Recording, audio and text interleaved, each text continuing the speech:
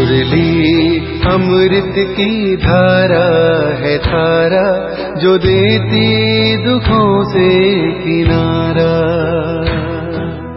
मुरली अमृत की धारा है धारा, जो देती दुखों से किनारा। भूले जीवन में हो जाए शिव बाबा मुरली में समझाए, भूले जीवन। ओम शांति। आज है 14 अगस्त 2021 की साकार मुरली। बाबा के महावाक्य। मीठे बच्चे, तुम ड्रामा के गुप्त राज को जानते हो कि यह संगम युग ही चढ़ती कला का युग है। सतयुग से लेकर कलाएं कम होती जाती हैं। प्रश्न: सबसे उत्तम सेवा कौन सी है और वह सेवा कौन करता है? उत्तर: भारत को स्वर्ग बनाना, रंक को राब बनाना, पतित को पावन बनाना, यह है सबसे उत्तम सेवा। ऐसी सेवा एक बाप के सिवाय और कोई भी नहीं कर सकता। बाप ने ऐसी महान सेवा की है, तब तो बच्चे उनकी इज्जत करते हैं। सबसे पहले सोमनाथ का मंदिर बनाकर उनकी पूजा करते हैं। गीत। आखिर वह दिन आया आज। वो दिन आया आज, वो दिन आया आज, जिस दिन का रखता था, जिसका महताज आखिर, जिस दिन का रखता था, जिसका था महताज आखिर, वो दिन आया। ओम शांति। मीठे मीठे रूहानी बच्चों ने यह गीत सुना। जैसे आत्मा गुप्त है और शरीर प्रत्यक्ष है। आत्मा इन आँखों से देखने में नहीं आती है, इनकॉग्निटो है जरूर, परंतु इस शरीर से ढकी हुई है। इसलिए कहा जाता है आत्मा गुप्त है। आत्मा खुद कहती है मैं निराकार हूँ, यहाँ साकार में आकर गुप्त बनी हूँ। आत्माओं की निराकार की दुनिया है, वहाँ तो गुप्त की बात नहीं। परमपिता परमात्मा भी वहाँ रहते हैं, उनको कहा जाता है सुप्रीम। ऊँच ते ऊँच आत्मा, परे ते परे रहने वाला है परमपिता परमात्मा। बाप कहते हैं जैसे तुम गुप्त हो, मुझे भी गुप्त आना पड़े। मैं गर्भ जेल में नहीं आता हूँ, मेरा नाम एक ही शिव चला आता है। मैं इसमें आता हूँ तो मेरा नाम नहीं बदलता। इनकी आत्मा का जो शरीर है उनका नाम बदलता है। मुझे तो शिव ही कहते हैं, सभी आत्माओं का बाप। तो तुम आत्माएं इस शरीर में गुप्त हो, इस शरीर द्वारा कर्म करती हो। मैं भी गुप्त हूँ। तुम बच्चों को यह ज्ञान अब मिल रहा है कि मैं आत्मा इस शरीर से ढकी हुई हूँ। आत्मा है इनकॉग्निटो, शरीर है कॉग्निटो। मैं भी अशरीरी हूँ। बाप इनकॉग्निटो इस शरीर द्वारा सुनाते हैं। तुम भी इनकॉग्निटो हो, शरीर द्वारा सुनते हो। तुम जानते हो बाबा आया हुआ है। बाप आते हैं भारत को फिर से गरीब से शाहूकार बनाने।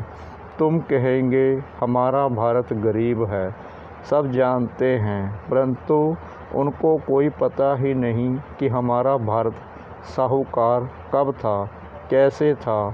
तुम बच्चों को बहुत नशा है। हमारा भारत तो बहुत शाहूकार था, दुख की बात नहीं थी। सतयुग में दूसरा कोई धर्म नहीं था, एक ही देवी देवता धर्म था। यह किसको पता नहीं। यह जो वर्ल्ड की हिस्ट्री ज्योग्राफी है, यह कोई नहीं जानते हैं। अभी तुम अच्छी रीति समझते हो, हमारा भारत बहुत साहूकार था, अभी बहुत गरीब है। अब फिर बाप आए हैं शाहूकार बनाने। भारत सतयुग में बहुत साहूकार था, जबकि देवी देवताओं का राज्य था। फिर राज्य कहाँ चला गया, यह कोई नहीं जानते हैं। ऋषि मुनि आदि भी कहते हम रचना और रचना को नहीं जानते हैं। बाप कहते हैं सतयुग में इन देवी देवताओं को रचता रचना का ज्ञान नहीं था, आदि मध्य अंत को नहीं जानते। अगर उन्हों को यह ज्ञान हो कि हम सीढ़ी उतरते रसातल में जाएंगे तो बादशाही का सुख भी ना रहे, चिंता लग जाए। अभी तुमको चिंता लगी हुई है कि हम तमो प्रधान से सतो प्रधान कैसे बने। हम आत्माएं जो निराकारी दुनिया में रहती थी, वहाँ से फिर कैसे सुखधाम में आई, यह भी ज्ञान है। हम अभी चढ़ती कला में है। यह 84 जन्मों की सीढ़ी है। इसके बीच में क्या होता है, यह भी तुम जानते हो। सतयुग में सब तो नहीं आएंगे। ड्रामा अनुसार हर एक एक्टर नंबरवार अपने अपने समय पर आकर पाठ बजाएंगे। अभी तुम बच्चे जानते हो गरीब निवाज किसको कहा जाता है, दुनिया नहीं जानती। गीत में भी सुना, आखिर वह दिन आया आज। यह सब है भक्ति। भगवान कब आकर हम भक्तों को इस भक्ति मार्ग से छुड़ाएं, सदगति में ले जाते हैं, यह भी समझा है। राम राज्य किस चीज़ का नाम है, यह भी कोई मनुष्य नहीं जानते। अभी तुम बच्चे समझते हो बाबा फिर से आ गया है इस शरीर में। शिव जयंती भी मनाते हैं तो शिव जरूर आते हैं। ऐसे भी नहीं कहते मैं कृष्ण के तन में आता हूँ, नहीं। बाप कहते हैं कृष्ण की आत्मा ने 84 जन्म लिए हैं। जो पहले नंबर में था वह अब अंत में है। तत्वमम मैं तो आता ही हूँ साधारण तन में, तुमको आकर बतलाता हूँ तुम कैसे 84 जन्म भोगते हो। इस समय देवता धर्म का तो एक भी अपने को समझते नहीं हैं, क्योंकि सतयुग को बहुत दूर ले गए हैं। कल्प की आयु लाखों वर्ष लिख दी है। वास्तव में ड्रामा की हिस्ट्री तो बहुत छोटी है। इसमें कोई धर्म की 500 वर्ष की, कोई की 2500 वर्ष की हिस्ट्री है। तुम्हारी हिस्ट्री है 5000 वर्ष की। देवता धर्म वाले ही स्वर्ग में आएंगे, और धर्म तो आते ही बाद में हैं। देवता धर्म वाले ही और धर्मों में कन्वर्ट हो गए हैं। ड्रामा अनुसार फिर भी ऐसे ही कन्वर्ट हो जाएंगे, फिर अपने अपने धर्म में लौट कर आएंगे। बाप समझाते हैं बच्चे, तुम तो विश्व के मालिक थे, तुम अभी समझते हो बाबा स्वर्ग की स्थापना करने वाला है, तो हम क्यों नहीं स्वर्ग में होंगे। बाप से हम वर्षा जरूर लेंगे।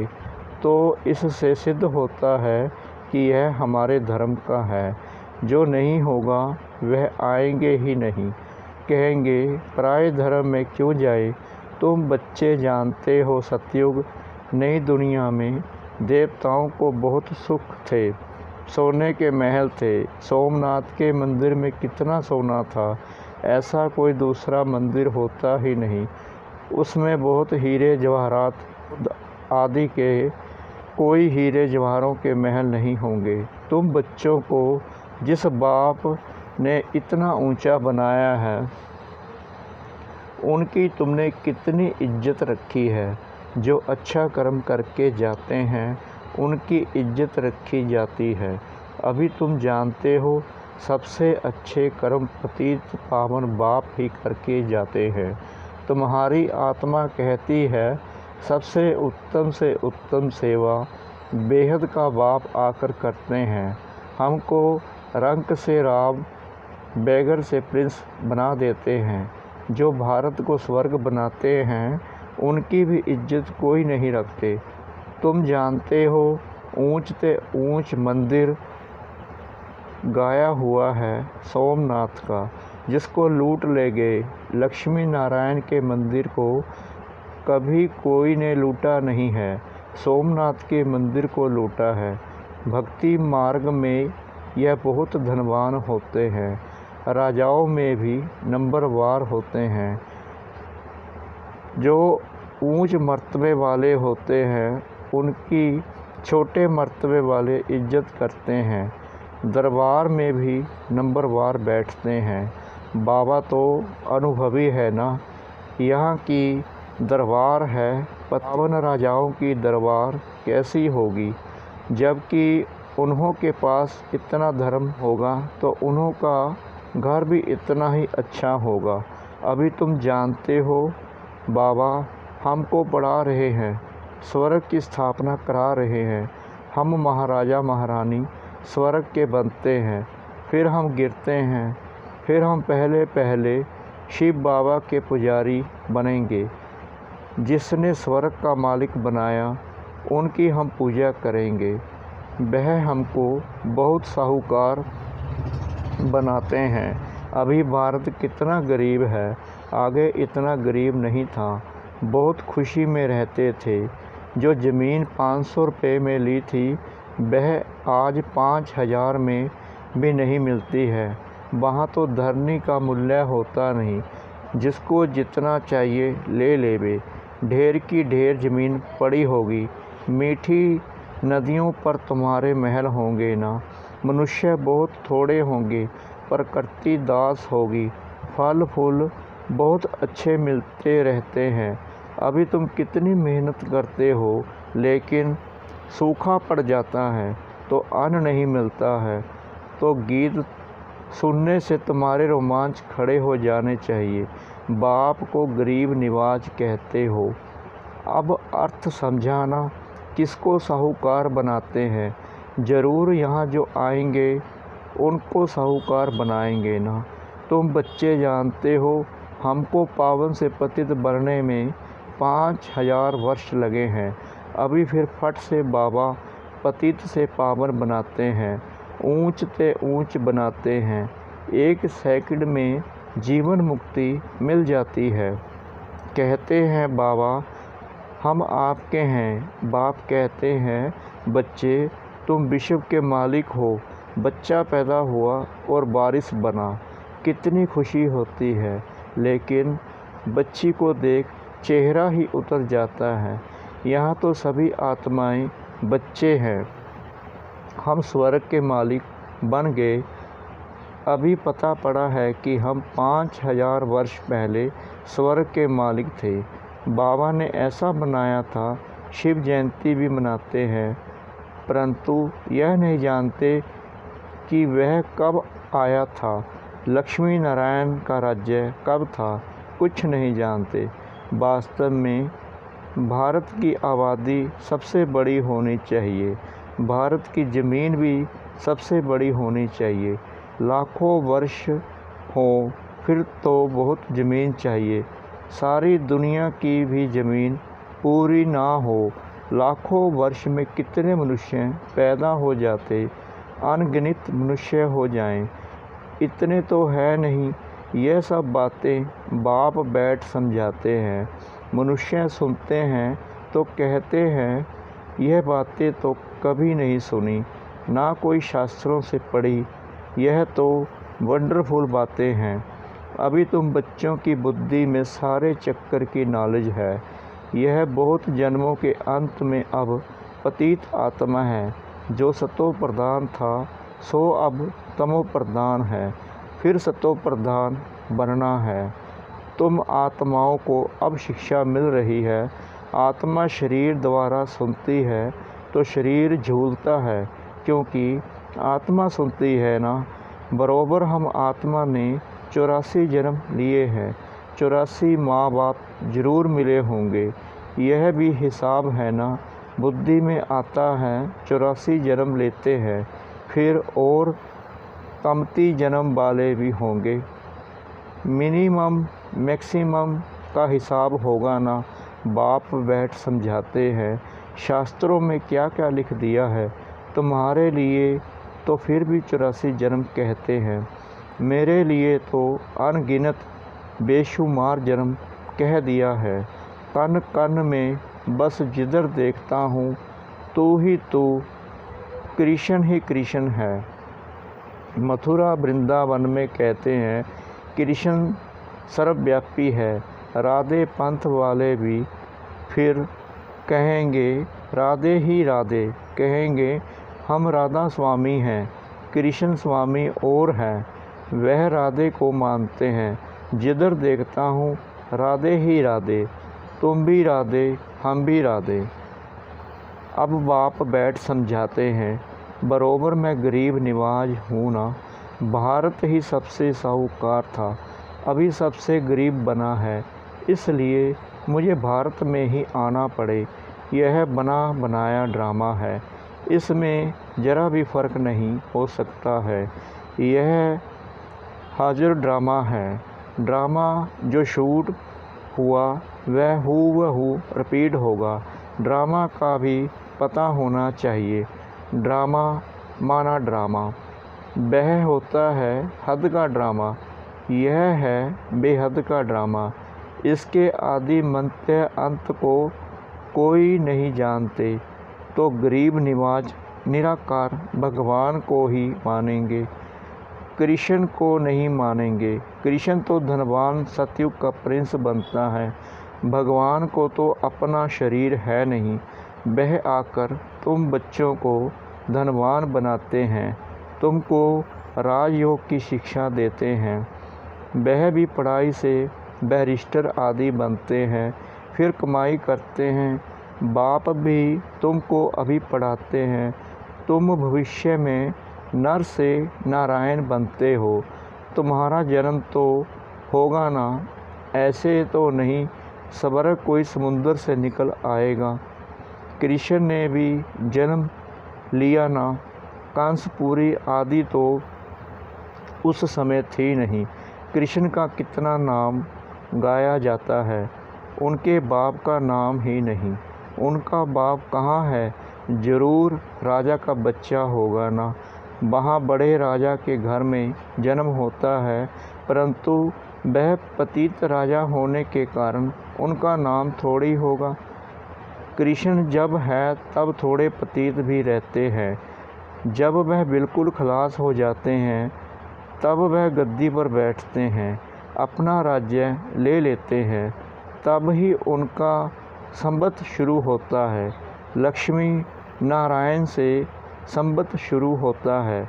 तुम पूरा हिसाब लिखते हो, इनका राज्य इतना समय, फिर इनका इतना समय, तो मनुष्य समझेंगे यह तो कल्प की आयु बड़ी हो ही नहीं सकती। 5000 वर्ष का पूरा हिसाब है। अच्छा, मीठे मीठे सिकला दे बच्चों प्रति माता पिता बाप दादा का याद प्यार और गुड मॉर्निंग। रूहानी बाप की रूहानी बच्चों को नमस्ते। हम रूहानी बच्चों की रूहानी बाप दादा को श्रद्धा भरी प्रेम भरी नमस्ते। शुक्रिया बाबा, शुक्रिया बाबा, शुक्रिया बाबा इस मीठी मुरली के लिए। धारणा के लिए मुख्य सार। नंबर 1, रचयिता और रचना का ज्ञान बुद्धि में रख सतो प्रधान बनने का पुरुषार्थ करना है। बस एक ही चिंता रखनी है कि हमें सतो प्रधान जरूर बनना है। नंबर 2, इस बेहद के ड्रामा को बुद्धि में रख अपार खुशी में रहना है। बाप समान इज्जत पाने के लिए पतितों को पावन बनाने की सेवा करनी है। वरदान, एवर रेडी बन हर परिस्थिति रूपी पेपर में फुल पास होने वाले एवर हैप्पी भव। जो एवर रेडी है उन्हों का प्रैक्टिकल स्वरूप एवर हैप्पी होगा। कोई भी परिस्थिति रूपी पेपर बड़ा प्राकृतिक आपदा द्वारा आया हुआ पेपर व कोई भी शारीरिक कर्म भोग रूपी पेपर आ जाए, इन सब प्रकार के पेपर्स में फुल पास होने वाले को ही एवर रेडी कहेंगे। जैसे समय किसके लिए रुकता नहीं, ऐसे कभी कोई भी रुकावट रोक न सके। माया के सूक्ष्म व स्थूल विघ्न 1 सेकंड में समाप्त हो जाए, तब एवर हैप्पी रह सकेंगे। स्लोगन: समय पर सर्व शक्तियों को कार्य में लगाना अर्थात मास्टर सर्वशक्तिमान बनना। समय पर सर्व शक्तियों को कार्य में लगाना अर्थात मास्टर सर्वशक्तिमान बनना। ओम शांति।